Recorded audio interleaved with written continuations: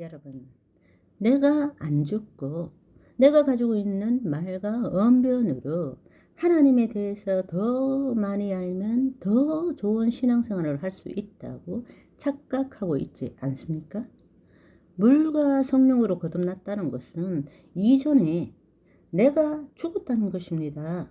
거짓 자가 내가 아니어야 한다는 것입니다. 그럴 때 우리는 하나님 나라를 볼 수 있고 들어갈 수 있게 된다는 것입니다.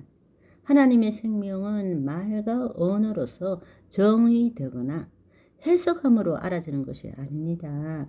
우리 거짓 자가 죽을 때 예수 그리스도로 인해서 하나님의 생명이 우리 몸에 체험되어지는 것입니다.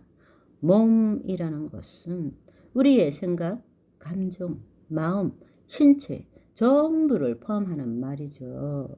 여러분, 한번 생각해 보십시오. 언어와 말을 사용한다는 것은 결국 모든 실제의 이름표, 즉 꼬리표를 달고 하나님께서 그 신성과 능력을 보여준 나눌 수 없는 전체를 부분으로 마치 독립된 것으로 보는 것입니다. 그것이 바로 우리 거짓자가 보는 세상입니다. 그렇지만 하나님의 나라, 영의 세계는 나눌 수 없습니다. 모두가 하나님의 생명으로부터 나온 것입니다. 모든 피조 세계가 그분의 신성과 능력으로 나타난 것입니다. 비이원성적이죠. 나눌 수 있는 것이 아니라는 것입니다. 모든 것이 하나님의 사랑 안에 하나입니다. 한마디로 말하자면 주체와 객체를 나눌 수 없는 것입니다. 있는 그 자체로 온전한 것입니다. 우리가 하나님의 영 안에 있을 때는 내 경험과 지식에 기초해서 이것 저것으로 내 생각으로 투사하고 인식하는 것이 아니라 지금 이 순간 여기에 있는 그대로를 허용하고 받아들이고 있는 그대로를 의식할 수 있다라는 것입니다. 여러분, 사실은 우리는 무건을 통해서 우리의 혼이 하나님 앞에 잠잠히 거함으로써 하나님과 생명적으로 교제하는 이 과거에 있었던 무건수행이라는 전통을 우리는 잊어버린 지 오래됩니다. 무엇이든지 말과 언어로서 무엇이든지 서로 나눔으로써 우리는 그것을 교리와 믿음 체계를 지킬 뿐이지 하나님의 생명을 누리는 것은 아니라는 것입니다. 무거운 수행은 너무나 중요한 전통입니다. 그런데 우리는 그걸 잃어버렸어요. 우리가 이 일을 위해서는 스스로가 택한 외로움, 고독의 시간을 가질 줄 알아야 합니다. 모이기를 힘쓰는 것과 동시에 우리는 홀로 우리 안에 있는 하나님 나라에 거하는 시간도 가질 줄 알아야 합니다. 그런데 우리는 그 시간을 전혀 갖지 않아요. 예수님을 생각해 보십시오. 낮 동안에 사람들과 교제하셨습니다. 그러나 새벽 미명에 밤늦도록 기도할 때는 제자와도 함께하지 않았습니다. 그런데 우리도 기도합니다. 그렇지만 하나님 앞에 내 존재를 드리기 위하여 묵언하는 것이 아니라 우리가 무거운 기도하지만 그 기도는 주의 말씀을 우리 생각으로 깨닫기 위해서 침묵하는 것이 대부분입니다.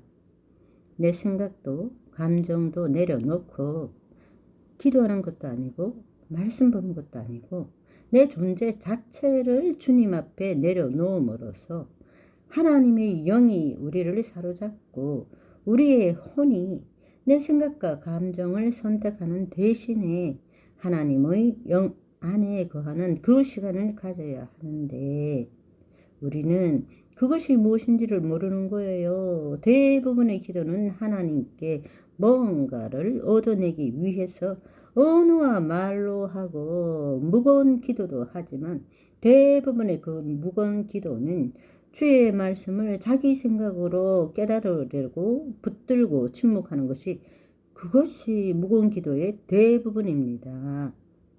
거짓자인 내가 뭔가를 더 알아내기 위해서가 아니라 그 거짓자를 포기하는 무거운 수행이 필요하다는 것입니다.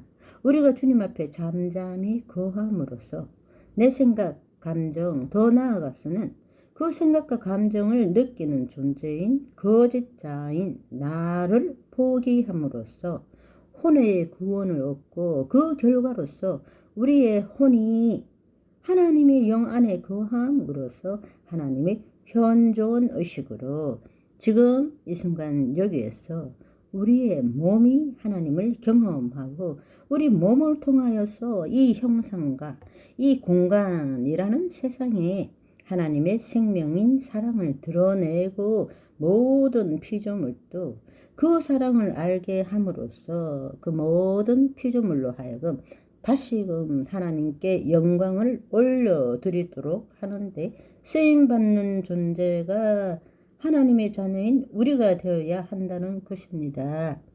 시편 62편 1절에 보시면 나의 영혼이 잠잠히 하나님을 바라며 나의 구원이 그에게서 나오는도다. 더 놀라운 사실은 로마서 8장 19절 21절에 피조물이 고대하는 바는 하나님의 아들들이 나타나는 것이니 그 바라는 것은 피조물도 썩어짐의 종로로 타는 데서 해방되어 하나님 자녀의 영광의 자유에 이르는 것이니라 말씀하십니다. 이 29절의 다른 번역을 보시면 모든 피조물이 하나님의 아들들이 그들 자신이 되는 놀라운 광경을 보기 위해서 이제나 저제나 기다리고 있다. 얼마나 아름다운 번역입니까? 아멘. 그렇게 될 때에 하박국 2장 14절의 말씀처럼 이는 물이 바다를 덮은 같이 하나님의 영광이 인정하는 것이 이 세상에 가득함이니라. 아멘. 이럴 때에 하늘과 땅이 예수 그리스도 안에 통합되는 것입니다. 누구를 통해서? 저와 여러분을 통해서. 아멘. 오늘은 여기까지. 바이바이.